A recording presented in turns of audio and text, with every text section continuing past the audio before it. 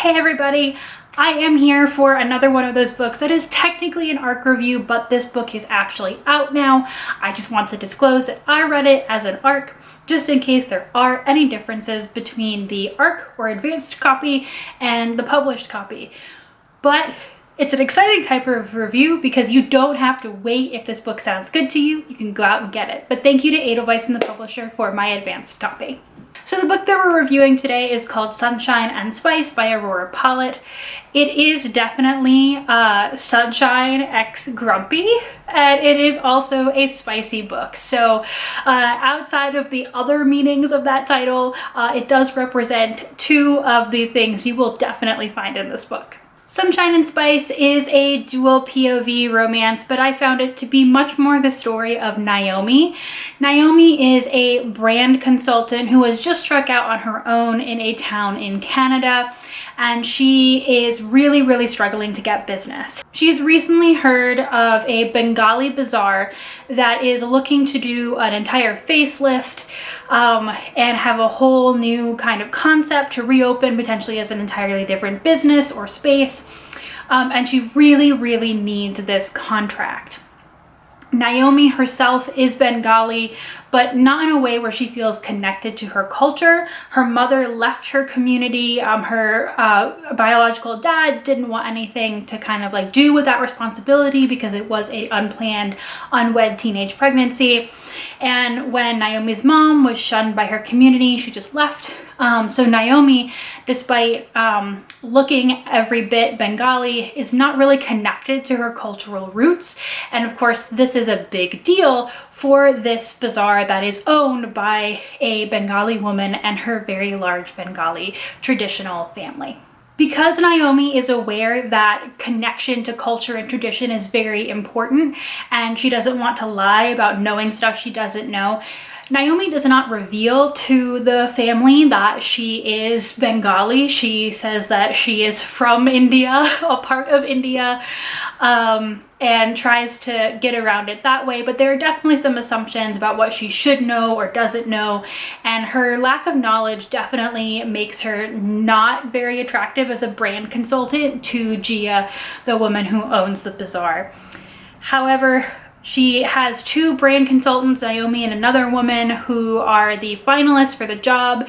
And even though Naomi is not as connected to the culture, she is able to connect with Gia and her family on a personal level and present the option that is much more in line with what Gia wants. And so Naomi is picked for the contract.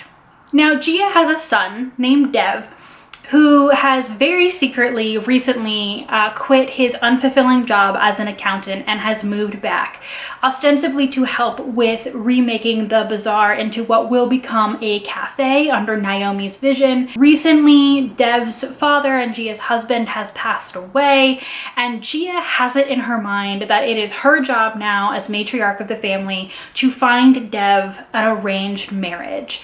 And so Dev is home trying to help with the renovation, and all of these women keep showing up under the auspices of a matchmaker to try to convince Dev that they are meant to be in arranged matrimony. So Dev and Naomi are two people with two very different needs. Naomi needs a better understanding of Bengali culture, and not just general culture, but what it means to Gia and her family so that she can make the cafe into something authentic that they will love. And Dev really needs to stop being accosted by these women who want to see if they should make a match. And so Naomi and Dev agree to do some fake dating in order to get the ladies off of Dev's back, and Dev is then helping Naomi with the rebrand and helping her to understand more about Bengali culture. Needless to say, this is a relationship built on a bunch of straws of lies. If any random person finds out something else, it's gonna all collapse. And to complicate matters, Dev and Naomi end up developing real feelings. I had a very lovely time reading this book. It was fast, it was easy to read, and it was just a very lovely, light time. As I said in the beginning, I feel like this is more of Naomi's story. She has more to do with, like, you know, her relationship with her mom and her stepdad. She's a great relationship with her stepdad, but her and her mom have difficulty talking about these, like, their cultural background, because her mom is very much against sharing anything about it. And Naomi is struggling, being thrust basically into the South Asian community, trying to do this renovation, and just really realizing for the first time in her life that, you know, it's been one thing to be able to strike out on her own and, you know, not be, you know, left to the cultural mores of this one group, but at the same time, she's realizing the deep hole inside of her of these things that she wants to know and wants to understand and be able to participate in without feeling like an outsider. For Dev, he's been smothered by these traditions his entire life, and so while it is like a grumpy sunshine thing, it's also two people on other sides of the immigrant story, people who are disconnected from their roots and want to know more, and people who feel smothered by those roots and want the freedom to be able to live more of their own life without having to turn their back on everything and everyone that they love. I do feel like it was a little weird that, like, Dev's grumpiness felt like really, really stark. It was like he couldn't find one thing that he really loved within the community. Whereas, you know, Naomi's having a little bit more of an ability to say, like, oh, I really, really love this, and like, I don't love this bit, and being able to, like, I don't know, I felt like her conversations about that were a little bit more rounded than Dev, who was just like, all of this is really awful and I don't want any part of it, but also I can't leave because that would mean, you know, leaving my family and all my friends behind. I, of course, always love a good family dynamic, and this certainly had this, as well as fun friends. And there wasn't that many outside storylines, which is odd, because here's the thing. Despite the fact that this book was mostly focused on Dev and Naomi's relationship, it felt like a lot of their relationship happened off screen. It was really, really odd. I feel like there was a lot of telling, and then there was like a period of 3 or 4 weeks, I can't exactly remember how long it was, where the book tells you that they've been spending a lot of time together, but you don't get to see any of it. So I did wish that if the whole thing is like fake dating, grumpy sunshine, where they are naturally migrating towards feeling things for each other, we actually got to see more of that than like them going to a couple of South Asian like holiday events together, and like one really, really funny cooking class scene. But like, I really just felt like, why would you, you know, tell that away when that's part of what we really want to see in the book? So that was definitely one of the more disappointing parts about it. Like I said, I was reading really fast and it was really quick, so I was like, all right. But if you really are a person that wants that kind of relationship development, it's kind of, you know, dead in the middle. I'm not going to spoil the ending or more like how the book resolves, since we know how the book ends, since it is a romance novel.